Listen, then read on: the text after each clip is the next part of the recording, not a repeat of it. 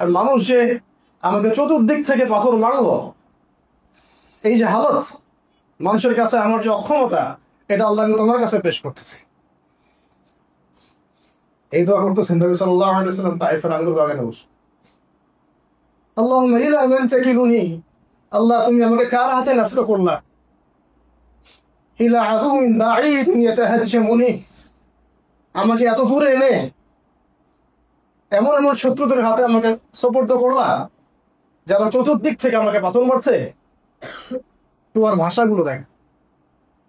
আমি ইলা খরিবিন মাল্লাকতাহু আমরি, নাকি আপনি আমার আপনজনদের কাছে বা আমার কোন আপনজনের কাছে আমাকে ন্যস্ত করেছেন যে আমার মালিক হয়ে গেছে। তারপরে আল্লাহ ইল্লাম তাকুন সাখিতুন আলাইহি ফালা বা'দ, যদি এরপরে আল্লাহ আপনি আমার উপর অসন্তুষ্ট না হন, আমার কিছুই যায় আসে না। এটা ছিল সেই দোয়া। غير أن عافيتك أوسع لي, আপনার নিরাপত্তাই আমার জন্য কাফি, যথেষ্ট।